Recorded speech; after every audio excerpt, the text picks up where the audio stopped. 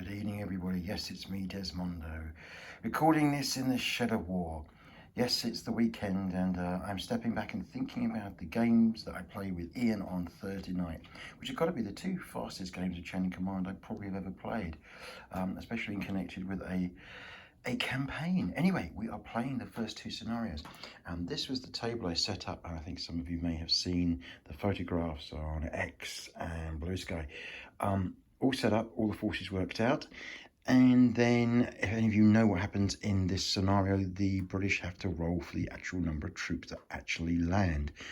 You get part of the HQ section if you're lucky, and you get one section, and then the rest you have to roll for. I got absolutely nothing else as the paras.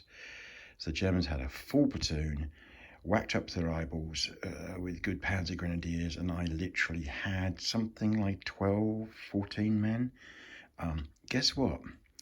I gave Ian the table. So we swiftly turn to table 2, which I'd set up in anticipation of the first game being rather quick. So anyway, as you can see, this is scenario 2, which is a probe scenario, which is extremely important to bear in mind of why and what happened in the game that followed.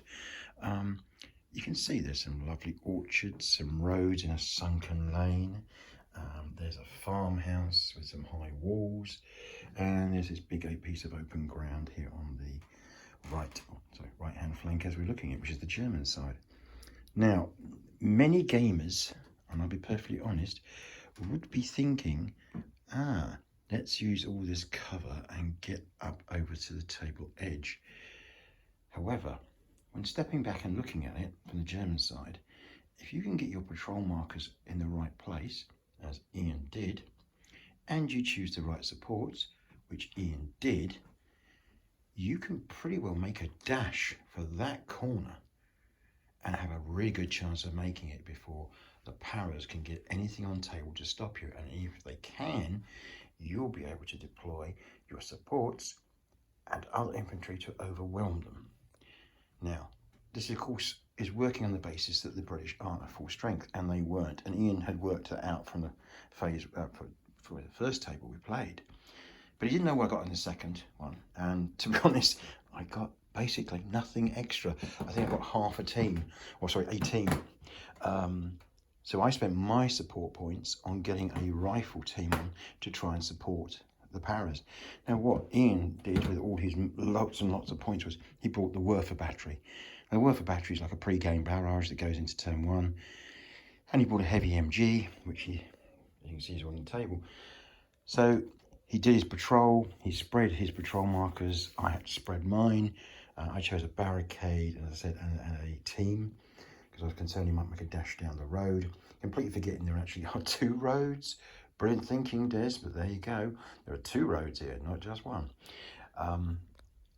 Ian got the jump on me, had the best force morale, even though I was counting as elites, and he promptly deployed out of that patrol marker there. I tried to jump off and bring troops on. The Werfer stopped me. Ian rolled a double phase. He moved up a team. I tried to deploy stuff, failed. Ian then brought on his AVMG. I got something on, started to try and move over to stop him from moving, and that's where it went all wrong. Now, I should point out here, guys, so everybody's listening, I actually did start to fire. I actually hit Ian's teams, and in normal circumstances, I probably would have wiped them out, maybe even inflicting some trouble on the heavy MG. Ian actually rolled consecutively a total of 9 saves from 9 hits from me. I didn't do a thing. He saved the lots. He rolled quadruple 4, double 2, a 1 and a 2, and then another 1. In fact, I gave up in the end. I couldn't remember how many times he saved all the hits that I'd done on his unit. So the game was practically over because I couldn't stop him, and then his heavy MG opened up, and then he caught me and did 4 hits, including 3 kills and 1 wounding. Thank God he'd never senior leader. Now, that was all on the supports. Really rounded it all up. At the end of the day, Ian quite quickly got to the baseline as the probe, and ended the turn, routed my support unit, and that was it. Game over. The Germans had taken zero casualties. I had hit Ian, but nothing had turned into actually a casualty. To be fair, on my side, if you ignore the supports, which don't play a part in the pint-sized campaign, I lost one man dead. That was it. So we played 2 turns, or 2 parts of the pint-sized campaign. We've had 1 casualty.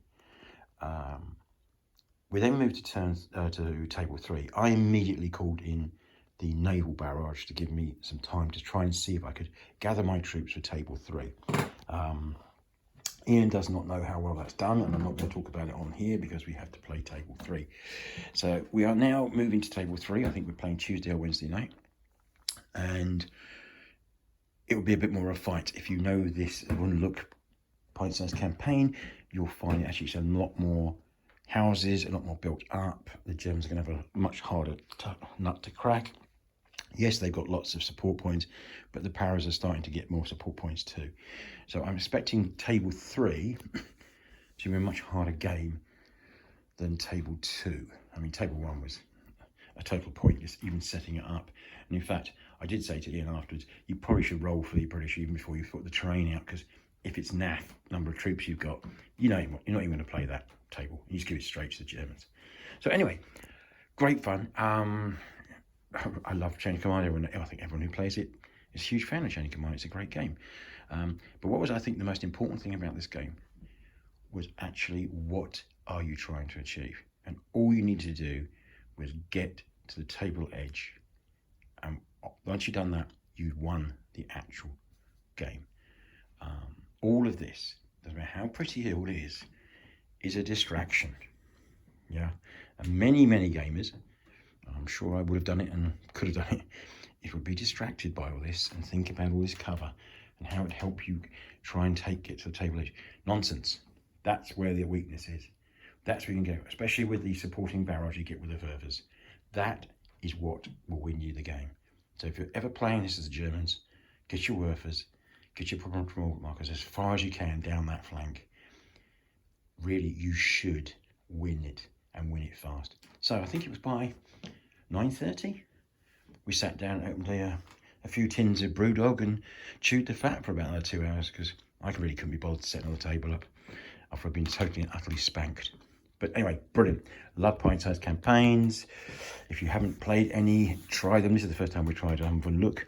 I'm really looking forward to trying to play it again and actually give the British more troops at the beginning and see how that works. But yeah, I should give you an update about table 3, which is actually going to be turn 4. And fingers crossed the powers will do a little bit more than they've done on the first 2. Anyway, take care everyone. I hope you have a lovely weekend, whatever you're doing. Cheers everyone. Bye-bye.